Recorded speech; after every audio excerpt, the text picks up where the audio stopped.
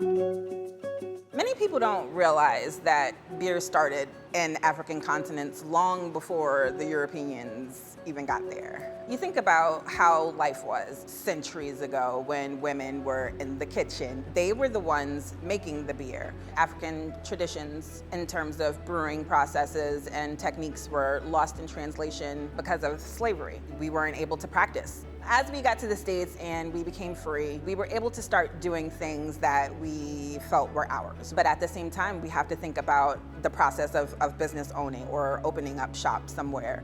You know, we're talking about late 1960s and the 1970s. Schools aren't done segregating in the United States. A black man or a woman aren't walking into a bank and getting a startup loan for such a venture at the time. One of the unfortunate consequences of craft beer is that there's almost like this anybody can do it if they wanted to idea that's always been embedded in this narrative, and that's simply not true.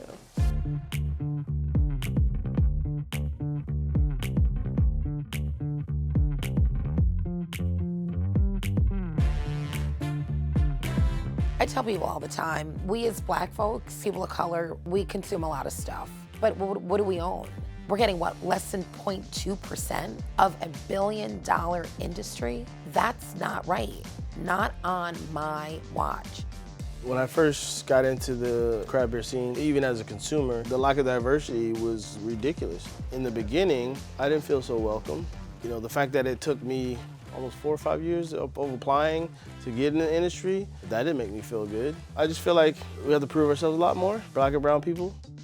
This journey is not just about beer. You know, the beer is just one side of it. There are a lot of other elements of the company that we look to facilitate. One is controlling the narrative that, you know, black people don't drink beer. Black people have always had a hand in producing beer, but, you know, ultimately that's been robbed of the narrative, and we look to be not the only company that's in operation that's bringing that back, but just one company that's happened to be doing it in a different way, particularly in the South. We want to make our mark. We want to make our mark. We want to just really get this product out. We need to take this industry and we need to include.